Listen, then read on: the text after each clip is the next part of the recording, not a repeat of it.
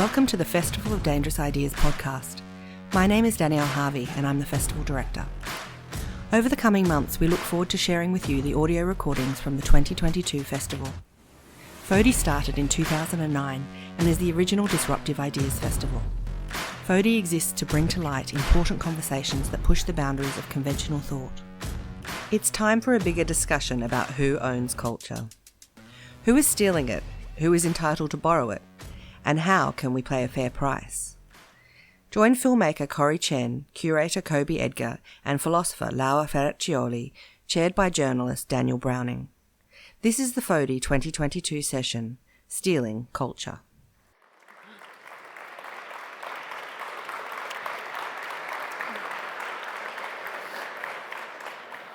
That is awesome, getting applauded for walking on stage. Thank you. I would like to acknowledge that we're on the unceded land of the Gadigal, the people of the grass tree, which they named the Gadi. I pay my respects to their elders, past, present, and those yet to be born. I acknowledge all the clans of the Sydney Basin and I thank them for their custodianship, the sacrifices they made, the resistance they fought, and their presence. Always was, always will be Gadigal land. My name is Daniel Browning. I'm the chair of this session at the Festival of Dangerous Ideas. I'm a journalist and radio broadcaster, freelance arts writer and sound artist. I've been working in the media since 1994.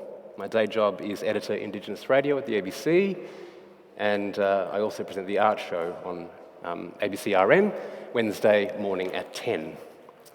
I'm a Bundjalung saltwater Guri from the far north coast of New South Wales.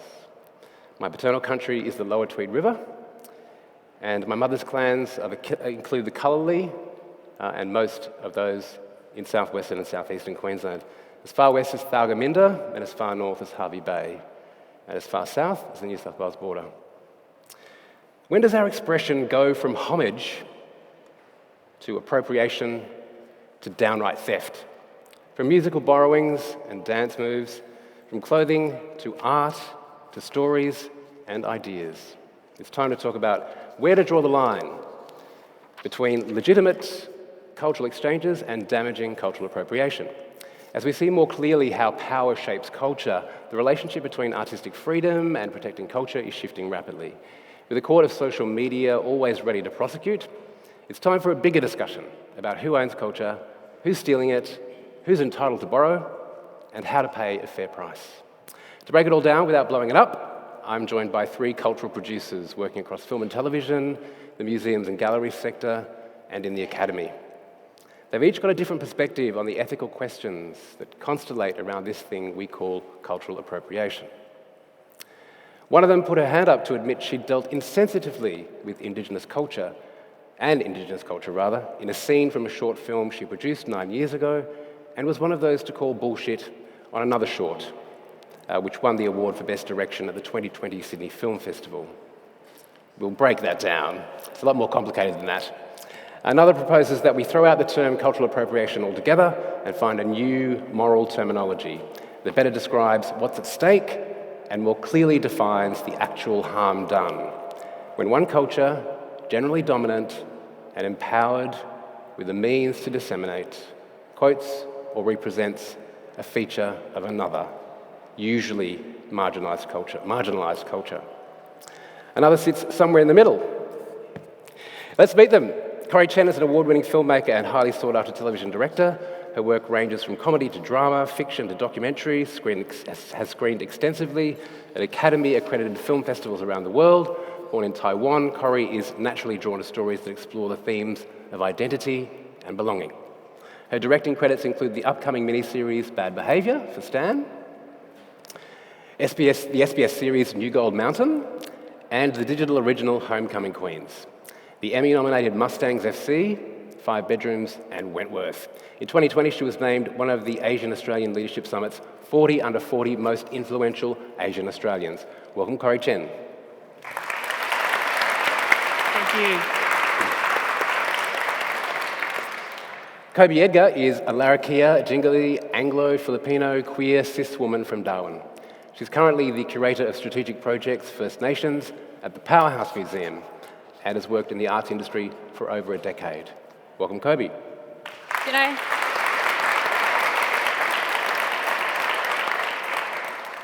And Dr. Luara Ferracioli is a senior lecturer in political philosophy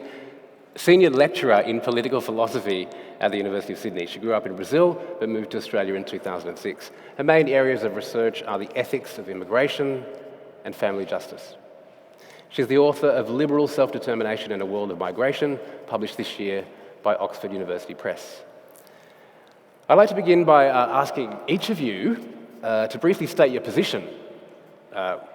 Where do you stand on this thing, cultural appropriation? And perhaps give us, your working definition. Given that cultural appropriation is quite broad and can be quite subjective, how do you know cultural appropriation when you see it? The power structure in it is important to me. Cultural appropriation to me is when there isn't any power given to the original creators of whatever material it is that they're reproducing or using. Usually there's zero consultation and there's big monetary gain for the person who accidentally stole something. So I think you've clarified your position as well and given us a working definition of cultural appropriation. Corrie, what do you reckon? Yeah, absolutely. It has to be about power and intent and in film and television anyway, who was in the room when the idea is first manifested. So whose idea was stolen, you mean? Luara. So I don't think the concept of cultural appropriation is very helpful or useful. It has become this big umbrella term where people just throw, what I call an appropriation charge at each other without really explaining what was the wrongdoing that they're so upset about. That's not to say that people can engage with each other, with the culture of others in problematic ways. They can, but I think we have much better moral terminology to explain what has happened. So we just talked about exploitation, misrepresentation, theft. These are very precise concepts. We already have them, we already understand them. We don't need to use this concept of cultural appropriation to pick those wrongdoings because we have better moral terminology. Why am I worried about using this big umbrella term? Because I've seen the last few years the term being misapplied far too often, people being accused of cultural appropriation where I really can't see any wrongdoing. And so if we're misapplying the concept, maybe we need to take a step back and use better moral terminology. I think we all gain when we have more nuanced conversations. Throwing terms that are misunderstood doesn't help us have good, helpful political moral debates. Intrinsic to this idea of cultural appropriation, when it's performed against someone, by someone, there has to be a sense of harm or loss. We don't, accuse someone of cultural appropriation unless you're harmed by it or unless something's been lost.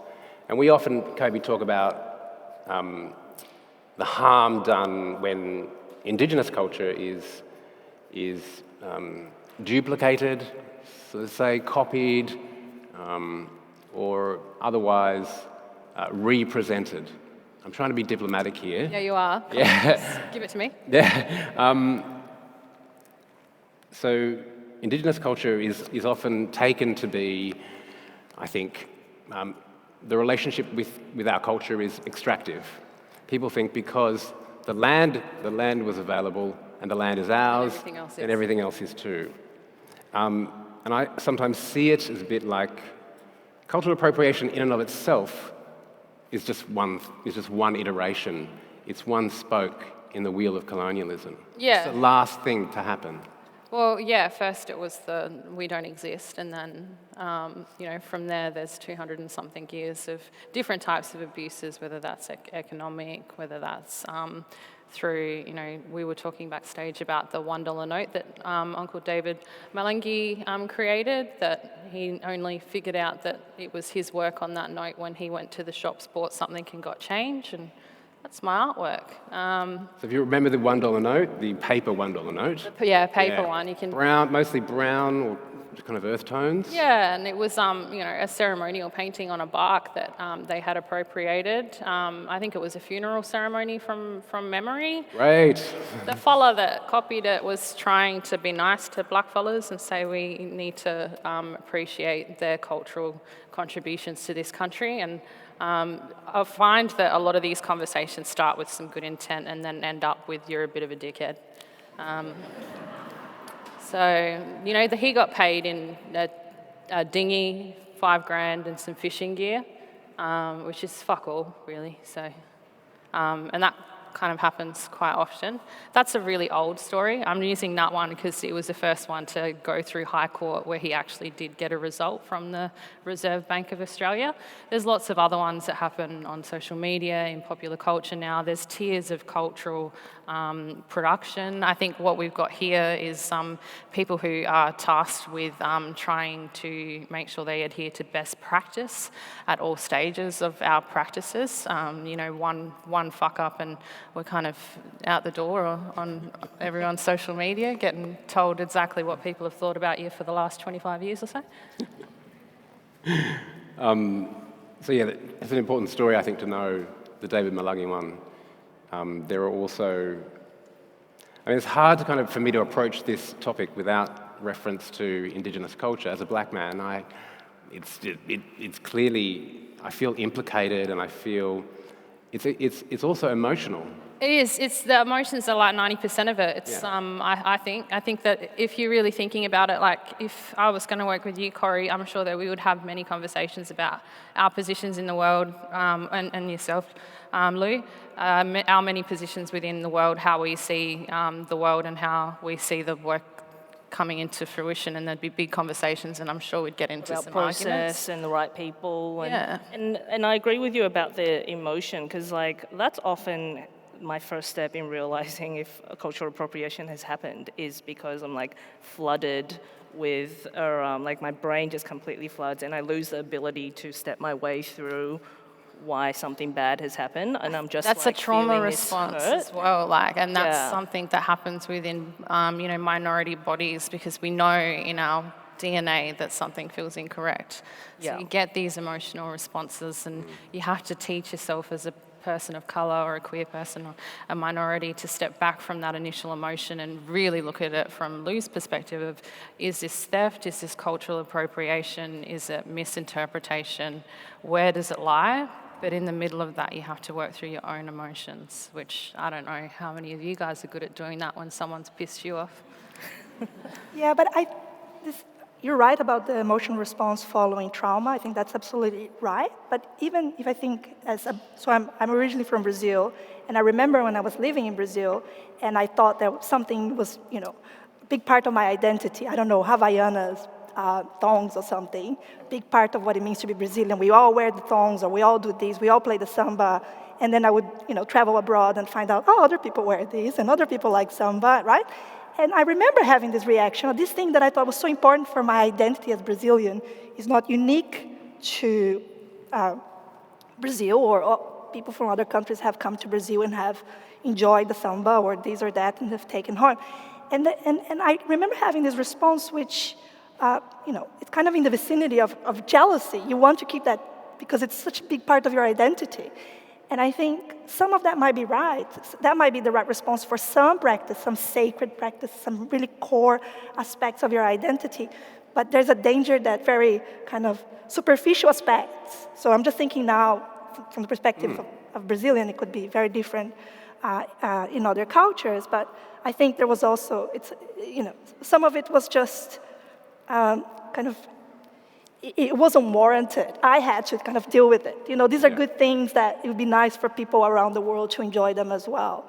It's good, it's great that people all around the world love the samba and listen to Brazilian musicians. It's great that some people want to learn how to play it, etc. So I think there is that response coming from trauma, absolutely.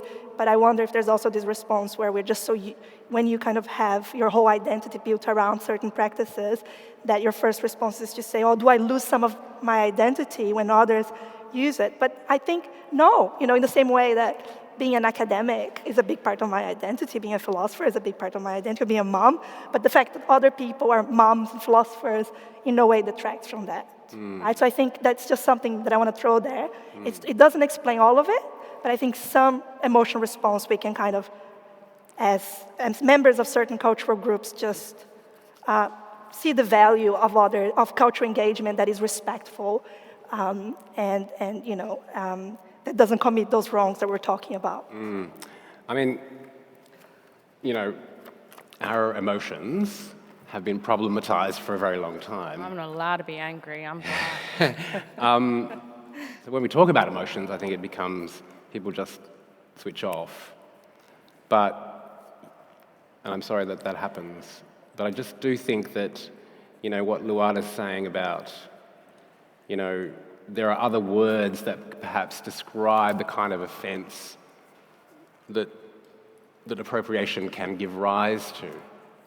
I don't want to say unlawful, but unauthorized quotation from another person's culture. There's tiers to that as well, though. You're talking about a dance that has been quite popularised. If I see someone walking around with a dilly bag that they brought from Inuit, good on you. Yeah. Well done for supporting that artist. On you Yeah. go.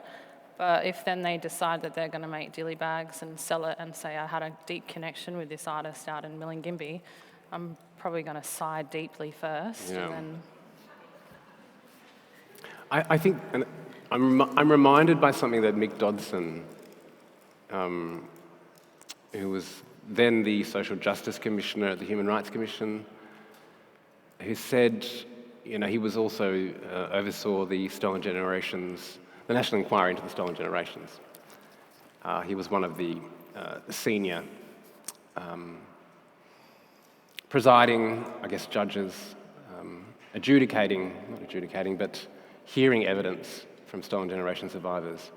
And I think it was at the launch of the report that he said was the effect of, if you keep taking, there'll be nothing left. So I'm always just this, for me, appropriation is this process of redoubling historical trauma and repeating the stealing. That's it. I don't think that, when we talk about, we're mostly First Nations right now, I guess. Sorry for you two. Jump in whenever you like. But you're talking about within an Australian context, there hasn't been enough time or, there's still people trying to figure out what their identity is, what their cultural connections are, where their family's from. They don't really know what kind of, whether they should be doing rock or dot paintings or because they're, displaced peoples and, all of a sudden you get dotted dolphins on boomerangs for NAIDOC week and the dolphin dreaming boomerangs, yeah. Yeah, the dolphin dreaming boomerang from the desert, those ones. And you've got to really think about the displacement of Indigenous peoples within their own culture in that respect as well then, not just how other people outside of our culture appropriate. It's microcosms inside of this huge machine that is the colony that we live in, and it's built off of stealing. I'm sorry, but that's it. It's unceded land, and that doesn't mean that you can now paint rock. Well, you can, but you'd probably be shit at it. Bad taste. Things will lighten up because I think sometimes cultural appropriation It's bloody hilarious. is bloody hilarious. Like dolphins on boomerangs. It's funny as. But I think it is important, I'm really also, what I've become really conscious of is, especially, I'm a minority in the Australian film and TV industry, so often I find myself in a position where, I suddenly have to speak for all Asians in Australia, and I really have a very specific opinion that is purely just my own, because my own history as well. I'm a migrant, I'm from Taiwan, which has its own history of colonization by the Japanese. So I understand my approach to culture and how that blends and is shared, for better or worse, is just so specific to me. And for example, seeing white people wear chopsticks in their hair do I find that hurtful? No, but I think you're a fucking idiot. But I'm sure there are East Asian people out there who would find that incredibly Very offensive, yeah. insulting and Yeah. offensive. And I think that's where it becomes like. But then you're talking about individuals' perspective. Yeah, and who is the who idea of the owns culture? gatekeeper? Yeah. And it's like, well, within an Indigenous context, culture's communally owned, and it's owned by those families, and it's extremely specific. Yeah. It's not something that I can't do stuff from the Western Desert, and I wouldn't want to because I'd just look like an idiot. But it's, taste comes into it a lot as well. If you really want to get a blanket that was made in China that has water holes all over it, then go for your hardest. But a blackfellow walks into that space and they can read you pretty quickly and understand where they sit in your life then a little bit. It's a clue to how much homework you've done on who we are in a lot of ways. I mean, Luara, I think in our email correspondence, I was talking about how perhaps there isn't in moral philosophy or even in the legal system, there isn't really a term which summarizes the kind of offence that is occasioned when someone steals your culture, appropriates a sacred image or an iconography or a word or an idea, a dance move. I mean, we aren't alone in having our culture appropriated, certainly not. But there isn't really, I don't think philosophy or the legal system has accommodated something which they don't understand, because we're talking about intangible culture. If it's an idea or something else that they can't see, can't be quantified. So if we were going to derive a new word for this kind of offence, where is it positioned? Where is this kind of cultural appropriation? Is it a form of theft? Is it a form of homage? Yeah, where does it sit on the philosophical kind of scale?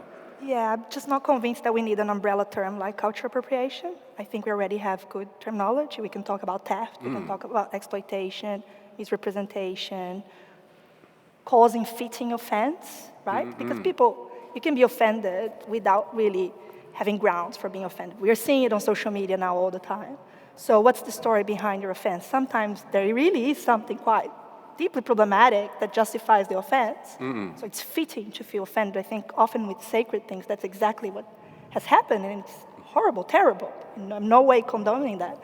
But I just think we can talk about offense, that you've caused offense in a way that it's fitting for someone to feel offended, that they're right in feeling offended.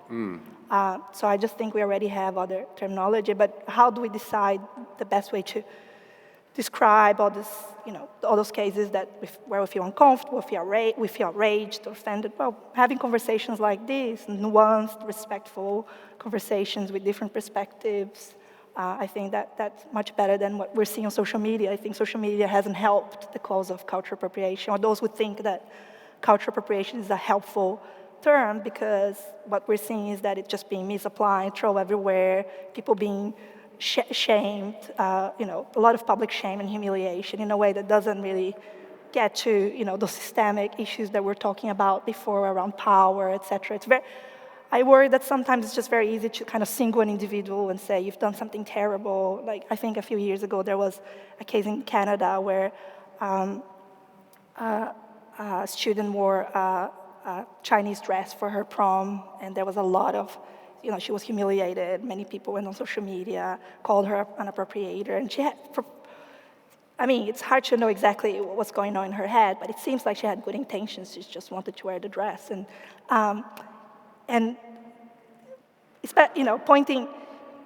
humiliating that, 17, 18-year-old girl is not going to achieve much if we're worried about power relations, certain groups in society having more opportunities, people being, certain cultural groups being misrepresented all the time. I just don't see how all that public shaming that we're seeing on social media is going to help us deal, address things that are much more systemic and not so kind of on the surface. Yeah. But do you think that even when it's misused, that the ripple effects of the exposure of different cases brings greater understanding for people like the ones that aren't involved, even just because I know when I read about cases of accused cultural appropriation that is not to do with my own culture, I come away being like, oh, I had no idea that could possibly cause offense or harm to someone else. Yeah, but if you had correct process, which you would when you're working, you go through those risk management parts, and you get to a point where you understand where the line is. The problem is that there's not much of that conversation. There's no process. There's no conversation at all. There's no process. It's just, that's really pretty, I want that in my work. Yeah. What can I do to get it? Yeah, well, not even what can I do, I'm just going to do it. Yeah. I think part of the icky and, all this kind of social media outrage, people have started to use the term cultural appropriation almost like the term racist. It's apparently it's weaponized. Yeah, it's in some cases it's just ill-judged, very badly executed. Just pretty sad, actually. Or sometimes they actually should just use the word racist. Yeah. For cultural appropriation. Yeah. But I mean, that conflation of cultural appropriation with racism was something that I noticed in social media. They're put together, and they become this kind of like multi-headed beast. Yeah. That's right. Yeah, this giant kind of boogie monster. Because cultural appropriation seems to reenact an unequal set of power relations. So it mirrors something in society. So we go, we're not represented, and they're doing this. They're stealing our bodies, they're stealing our characters. They're representing us and not asking us to the conversation, inviting us to the conversation. Letting us represent ourselves. Yeah.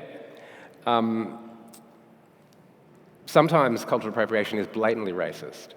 But Corrie, in that kind of social media kind of storm that you had to ride when the judges of the 2020 Sydney Film Festival awarded Mukbang the gong for Best Direction, you saw that kind of feedback loop go into overdrive. You saw the high and low of racism being leveled at a lot of people, and it was a bit of a shitstorm. Yeah, and I think it's enormously complicated, and the nuance was lost, wasn't it? Absolutely, and social media is, as we all know, not a platform for any nuance, subtlety, it doesn't fit into 150 characters.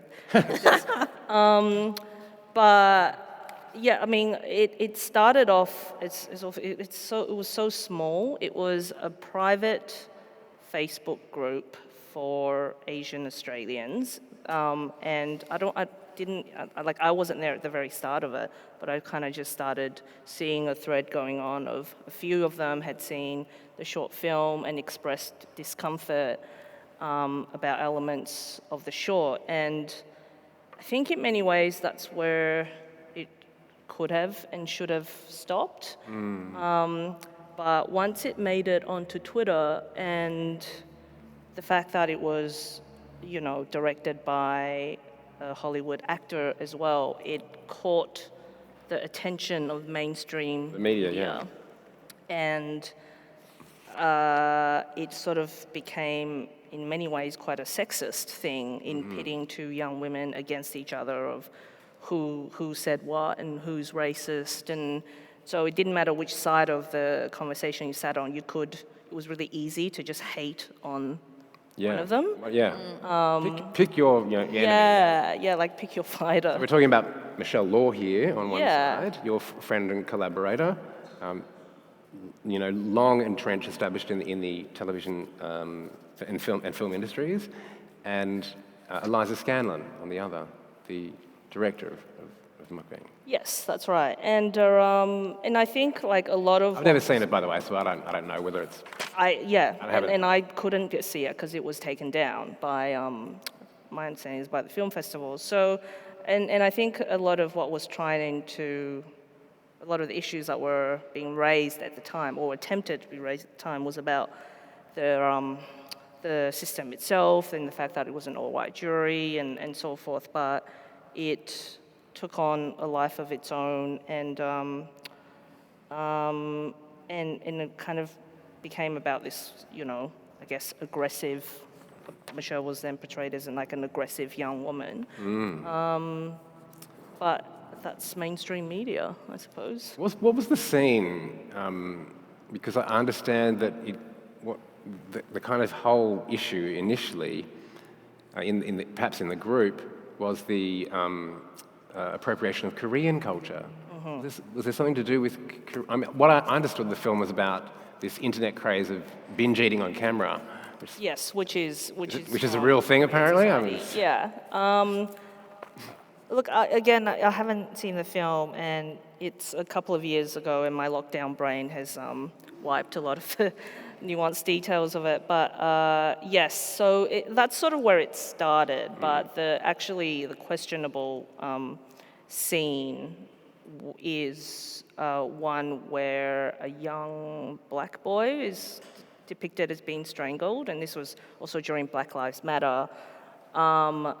And that was sort of where the controversy was, because then that scene got edited, and after the fact, once it was being called out online. And in fact, I think you were much more critical of, and I think Michelle too, of the Sydney Film Festival for awarding awarding the gong for Best Direction to a film which had been manipulated afterwards. Or she had removed the scene on the recommendation of the Sydney Film Festival. I'm not sure of the nuance here, but... Yeah, I actually don't know if that was what happened. For me personally, what I wanted to highlight is the industry itself and the inequities where we have a leading film festival where the jury is white. And I'm not even specifically talking about Sydney. I think it's something that we see over and over again in judging panels, not just on film festivals, but even in what gets funded and who's making the decisions, where everyone is white. And to me, and that was one way that I saw as here is one example, one of many. And it's not, I think, just sort of going to what you were saying about, it's not just, I'm not interested in pile-ons because it's very easy when we kind of just isolate the one institution or the one organization and go, aha, they're the bad one, so let's just shit on them, and everything's fixed. That's not a way forward. And we all lost as a result, right? Because the film was taken out of circulation. I've seen it. I begged the producers because I got interested in this whole cultural appropriation charge that I was seeing it all over the place, and I was reading about the film and I was really intrigued what was so offensive about this film. I want to watch it. Who has watched the film here? A couple of hands. Sam Spau, another philosopher, he also begged the producer for us to watch. It's been taken out of circulation. Now, I think it would have been much better if, I think all these conversations about the industry being racist are extremely important. We should have had those conversations then and continue to have those conversations.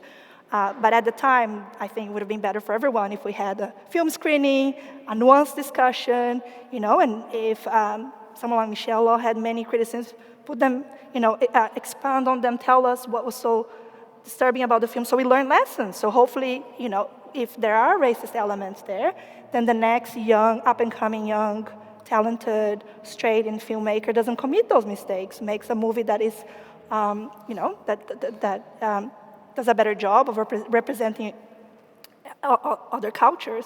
I mean, mukbang is interesting because it's an internet phenomenon. It's all over the place. It's young women binge eating, sexualized ways. I'm not really sure South Koreans are that keen to say, this is a deep aspect of our culture, don't touch it. But I think we all would have benefited if we had watched the film, talked respectfully, had those difficult conversations about racism in the industry, all those things that are less, harder to talk about and address, but do a much better job of, bringing progress here rather than this pile-on, which has achieved nothing. It has achieved, okay, you're right, I think we learn more about other cultures, that's a benefit, but also we get self-censorship in the arts, which sometimes it's great if you're going to go and do something deeply offensive and disrespectful. But if you were going, like if there's a young filmmaker out there wanting to make a movie about Brazil that, describes something that's really important about, inequality, one of the most unequal countries in the world, and she's Australian, she's treating these topics in a sensitive way, I want to see that film. I don't want that young Australian woman to say, wow, I can't touch this topic. I think we all lose when, you both talked about, if you were to collaborate, you would have these conversations. That's what we want. We want people to express themselves artistically and have those conversations and try their best. We don't want people to always self-censor and then just stay in a safe space. I'm not sure we benefit from that. No, that's boring. Like, you can work, but it's the key point is working with people and looking at the power that sits within those projects. People should be working and there should be cross-cultural collaboration for sure. Some brilliant stuff happens when there's totally cross-cultural collaboration, but it's about stealing culture, and stealing implies that there was never any conversation to begin with. And when it comes to telling people when they have fucked up, whose job is it to sit on that couch with that person and tell them? That's one thing that I find really difficult when it comes to Indigenous art. Because it's like, okay, you've just culturally appropriated the Wodjina and you're a person who lives in the Blue Mountains and made a huge sculpture. Now my community has to focus our attention on you and educate you. And I don't necessarily think that's where a lot of the harm comes into it. And I think that's why people get really emotional and want to snap really, really hard and really quickly. But the people who then have to sit in the room with that person and explain to them, okay, this is what that Wodjina means to these people. This is what's happened in this entire country before you were born, before you came here, before you decided that you're in love with the Wodjina. And then you have to step back and go through a process with that individual as to, where their biases sit, where their privileges are, and why they can't see the person whose cultural material they're clearly ripping off sits in front of them. I think that a lot of Indigenous artists, we're done having that conversation, just learn it already. Yeah. So Coby's talking about the very long, drawn-out case in the Blue Mountains of a sculptor who depicts the sacred creator being, the Wandjina. You'll know this figure if you see it. It has no mouth. It has very large eyes and a radial head. A version of it was lowered in the opening ceremony of the Sydney Olympic Games. Kind of a testament to its power as an image. Certainly for the Warra and the Wunnambul and Yarranyun peoples of the West Kimberley, these mobs, they're the custodians of the Wandjina story. So the Wandjina is sacred. It's like God. It's even more elemental than God. And a senior artist called Donnie Wallagudja gave a submission to the Land and Environment Court, which was hearing the case. And he said, the sculpture is a caricature of the Wandjina spirit, and its presence mocks and denigrates the spiritual beliefs of the Warra people. It exemplifies the racial and religious intolerance of those responsible for the sculpture and their contempt for our religious and spiritual beliefs. He went on to say that the sculpture was an appropriation and a diminution of his culture. The court eventually ruled that the sculpture should not be erected on a verge in Katoomba. So his idea that appropriation led to a diminution, so a loss. We're talking about this loss thing, which I think has to happen in cultural appropriation. Someone has to be harmed, true harm, and the harm that the Wandjina custodians are talking about is real. It's an emotional response, but it's entirely to do with their sense of themselves. It's their everything. It's their philosophy. It's their cosmology. It's everything. It defines them as people. So that kind of harm is hard to quantify, isn't it? I mean, we're always trying to explain the depth of feeling when our icons are being appropriated, and it's just really hard to kind of make it real because it doesn't exist in the Western legal sense. the harm and offence that can be caused by appropriation. Exactly, and you can't quantify the emotions that another individual feels. It's just impossible. But what you can do is listen and listen properly, and you can feel that when you're having conversations with people and when they're uncomfortable. Like, I'm nervous as shit right now. I can't even drink that water because my hand's going like this. But probably my voice doesn't tell that. But it's an uncomfortable conversation for me to sit here as someone who's 32 years old, who's tasked with the responsibility of talking on behalf of over 200 and 300 language groups and 60,000 years of culture. Yeah, and I'm that one single person sitting here with Daniel. And, you know, that's a lot of things. And the emotion then behind my responses is I know, but I sometimes think every time I get up and speak, I should say, I'm not speaking for anyone. I'm speaking for myself. But the idea that we need to do that is offensive. It's just like, no, actually, like you listen to some other guy just, you know, represent himself. Why can't I represent me? It has to be, yeah. There's always this care for not just yourself, it's the care I of know. the community. And that's why I think a lot of people do get very passionate about it. And there is a lot of emotion because there's also a hierarchy of who's allowed to have Absolutely. opinions like that. You know, if my 12-year-old niece got on and started having a go at someone for doing something, I'd be calling her up and telling her off, quick, smart. Yeah, be quiet. Sit down, listen, you're still young. Yes. I mean, I think borrowing without asking is a kind of term that I would use. It's devoid of emotion. You're borrowing without asking. Whether you've stolen it, whether a crime's been committed, a moral crime or a real crime, if patent law's been breached. I mean, that's the thing with cultural appropriation. A lot of this stuff is not codified. There's no law covering cultural appropriation because we're talking about almost not insignificant, but they seem to be quite peripheral demonstrations of culture, like types of headdress, you know, cornrows, dreads, the Indian war bonnet, you know, these people who've made millions of dollars marketing this, you know, cheap version of the war bonnet, which is only worn in ceremonial, for ceremonial reasons. So Native Americans have to watch people at Burning Man or wherever wearing this war bonnet, and it. But I think in some cases it's very clear who you should ask, right? So, for example, when Rihanna went to the big Met Gala, wearing a Pope dress, apparently she asked the Catholic Church, and they said, "Okay, go ahead." And we can have a discussion, but I think it's not implausible to say that the Church speaks on behalf of Catholics around the world. We can have a discussion, but at least, you know, it's plausible to hold that it does, and so it authorized that she went to the Met Gala.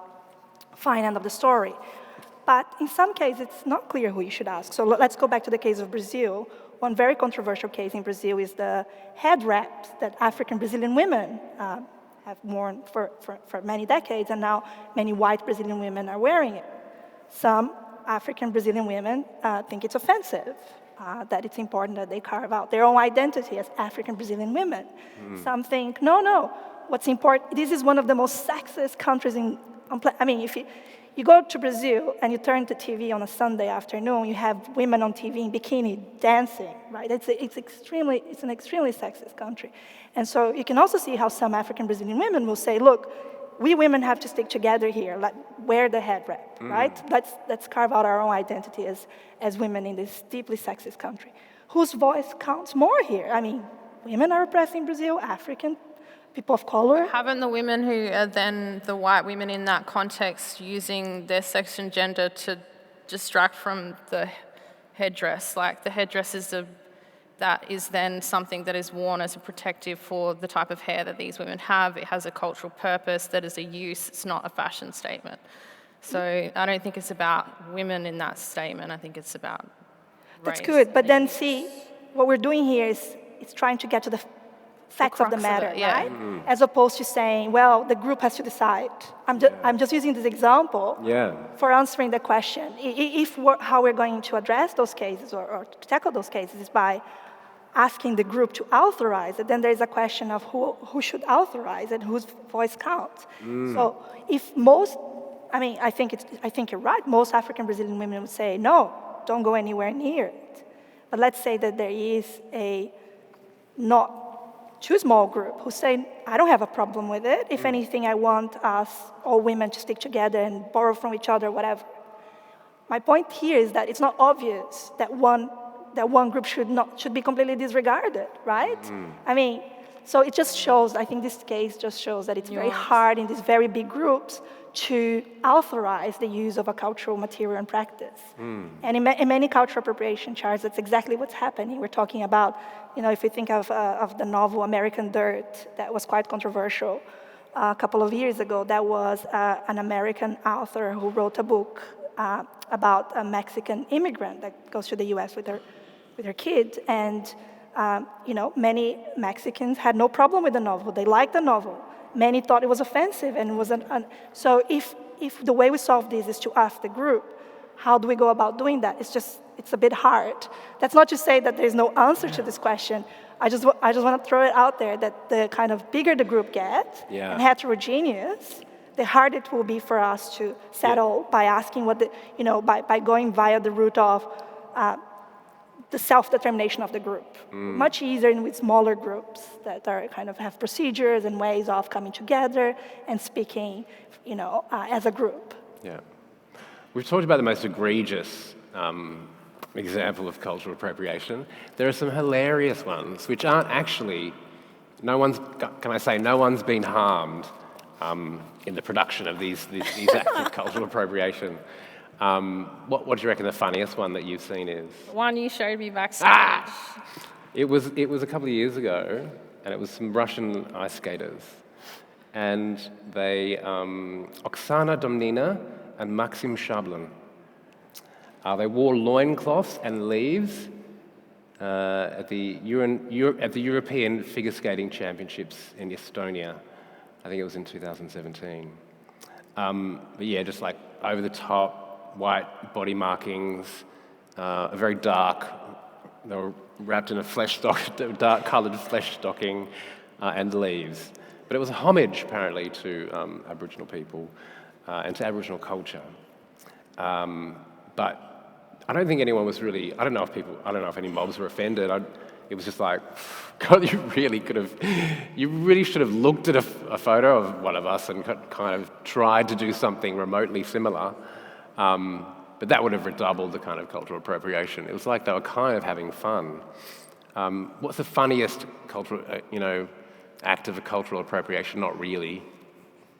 Oh God, I mean, look, maybe I again, just speaking on my behalf, I wasn't personally offended, but not to say other people weren't. But when Katy Perry performed as a geisha, like 10 years ago, which I intellectually know It's how that stupid. is really, Yeah, that could not be okay. it's not okay, and that it is offensive. But again, to me, I'm just like, you look like a fucking idiot. Why would you want to do that? But yeah, that's something I think about a lot. And there was when Miley Cyrus started to twerk, was it the MTV Awards? Yeah. There were some in the... I think there's like an interesting psychological phenomenon that happens with that kind of stuff, especially when it comes to representations of First Nations people or minorities. And usually that's like the tacky shit art that you see where someone's really had a moment with another culture and they all of a sudden feel moved, just moved beyond their current state of living and life.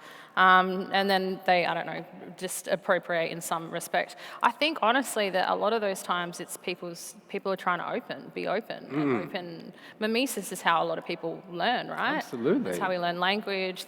And it makes sense that people then would want to practice some sort of mimesis of that culture. A lot of people nowadays are weaving. I saw a young fella out there weaving, and I'm like, that's fucking awesome. That's really cool. And there's so much of culture that can be shared, and that we're not afraid to share and want people to share and want people to try. But then there are just some things where there's a line, and you just need to stay behind that line. The problem is that people go from that mimesis to thinking, oh, now I am a part of that culture. Yeah. And it's like, no, you're not. Culture is something that's passed down from generation to generation. You got your auntie sitting there next to you telling you that's not the right way to do it, and then her grandmother telling her you taught her wrong. That intergenerational teaching is what forms a culture, not just me teaching you how to weave something pretty and then you teaching your kids creche and then getting paid $700 to sit there and do that. That's... I mean, you often see these like yidaki or didgeridoo workshops and at festivals and things. I live up I live near Byron Bay, and so I see A lot of these them? kind of people plying their trade and teaching a kind of spirituality attached to the vibration from a yidaki or didgeridoo. And I'm always dubious about where they got this knowledge. There's always some, obliging black someone from far, far away Yeah. who they'd probably have a skin name as well. Yeah, Nyapa Nyanka, yeah, that's right. Yeah.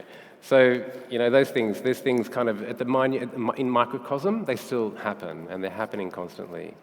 And harm is being done. And but then it makes them an authority in that, and that's the problem. It's like you were never an authority in that, and now you're profiting from it. And I think that's where the stealing and the disrespect comes from. And People make these workshops go for like $2,000 a session, and I need to quit you can do week-long courses, in didgeridoo healing.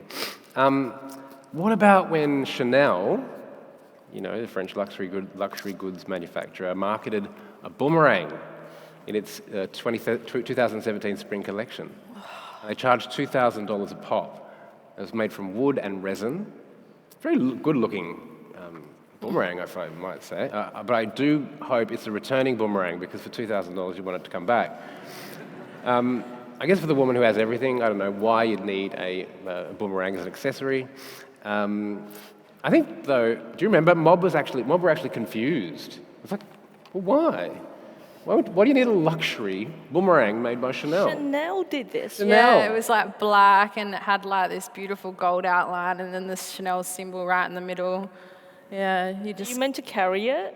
It was a sporting, it was a part of a sporting line. Oh. Yeah, so I think that they wanted you to go out in the tennis gear, ditch the racket and chuck a boomerang. I'm pretty sure that was I'm not sure. I don't have $2,000 for a boomerang. I'd want it to come back and hit the designer in the head. But there's no object that you could take, and I consider it just frankly, it's stupid. But there's no object you could take that was more representative of our culture, and more representative of our collective identity than the boomerang. But we could all see that it's just, it's not cultural appropriation. It's just a stupid idea. Yeah. And $2,000 a pop. I'm sure there's heaps of people running around with them. I reckon there's some really rich black fellas with them. As if there aren't. It'd be like Chanel boomerangs. above the toilet or something. Yeah. Not on the mantelpiece. So do you reckon you can undo the harm that's been, like, when someone does appropriate from another person's culture? Can we undo the harm? Do you think the reparations that were made, or the case that David Malangi won? To undo the harm, people have to stop culturally appropriating and making fools of themselves, because it's just perpetuating the harm. You undo the harm in one particular instance and then it happens again to another person. So people are constantly on alert and waiting for it to happen, and then they blow up on social media and a whole heap of weird stuff happens. But I think that the really beautiful transformative moments within cultural practices happens when you get told off. They're the most that you can get learning from. They open up your relationships with yourself and the people that are involved. And I think that that's the part that we need to skip to, is that there is constantly appropriation, but we're not talking to each other unless it's in 150 words or less.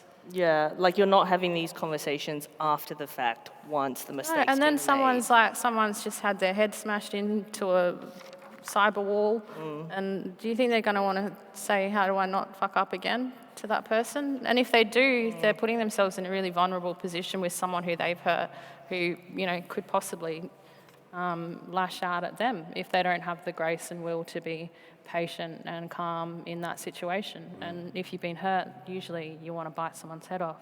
Yeah. Now, Corrie, your friend and collaborator Michelle Law, who was expressing her outrage on Twitter, she said that the judge's decision to award the film to give it the prize for Best Direction was objective proof of how racist and broken the screen industry was or is in Australia. So I mean, that was the kind of point of all of it, to call this stuff out and say, yes, this is offensive, but these guys, this all-white jury of a film festival which has cultural representation and quite a history of representing Indigenous films, you've just made a mistake.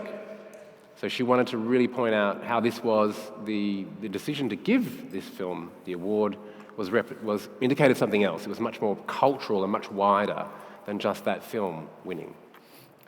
Yeah, I mean, I don't want to speak on behalf of Michelle and what she had thought at that time. No, in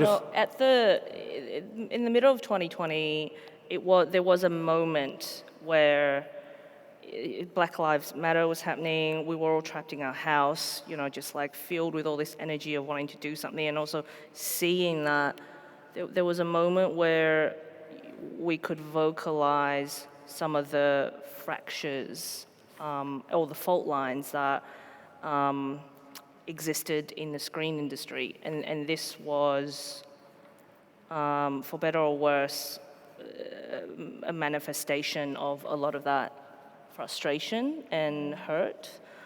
And there was actually, it wasn't just this. There were a few other things, being called out at that time as well, including like Please Like Me and Chris Lilly. Like there was quite a bit going on where the industry was the ones that were in a lot of power had to look at themselves in ways that they didn't think they were participating in. And apparently there's not enough Indigenous, in Please Like Me, there wasn't enough talent. There wasn't enough talent in Australia for that role to be played by anyone else. Yeah, and I think, again, like, it's not about who's good and who's bad. I think it's really reductive, and like, it was all done in the hope of just trying to get, like, if you're in a position of power or hiring or funding, just look at the decisions you're making, and as you keep saying, like, having these conversations at the birth and within the DNA of at the inception of the idea. Yeah. Not even at the inception. Like, one thing that I think people should change is they should, instead of saying, hey, I have this really great idea and it happens to have First Nations content in it, so I'll find someone First Nations, like, go and just ask a First Nations creative that you're interested in working with them and creating something. Like, a lot of the time, the power's already stuffed from the beginning. Yeah. Like, it's like, I want you to help me with my idea. It's like, okay, instead just be a bit more open and say, I'm really interested in this culture and this particular part of it, and work from there. And yeah, I agree. Like, people who do hire have a huge responsibility, and there is talent and there are people out there, and I'm over that being an excuse. Yeah, and unfortunately, we're still at a stage where the only way to move the needle forward is by making mistakes and by having these conversations that are very uncomfortable for people. And like, we're all capable of it. Like, we're all human. We all make mistakes as well. Like, and then that's the other point I want to make. Like, it's okay. Like, don't be afraid. There are worse things to be accused of than cultural appropriation. Like, it's uncomfortable to be accused of it, and it feels terrible, and it's horrifically embarrassing. But there are worse things to be called. Listen and sit in it, and don't do it again. Yeah. Luara, any final thoughts? I mean, we've run out of time, and I can't really ask a philosopher to be as concise. So, any final thoughts on this question of I do think it's a really good idea to kind of think about cultural appropriation, break it down and move away from the term, because as far as I'm concerned, it's lost some of its meaning. Move away from the term, I think, would be a good start, but also take it out of social media. We want to have careful, nuanced, respectful discussions. I don't think social media helps. And, I think, like, as you said, It's uncomfortable to be told that you've done something morally wrong. But if it's pretty clear what was wrong about it, then not only you will learn and do a better job next time, but others, the more junior people who are coming after you. Everyone learns. Exactly, everyone learns. Everyone learns. We're all better for it. That's all we have time for in this session at the Festival of Dangerous Ideas. Can you please join me in thanking Corrie Chen, Coby Edgar, and Luara Ferracioli?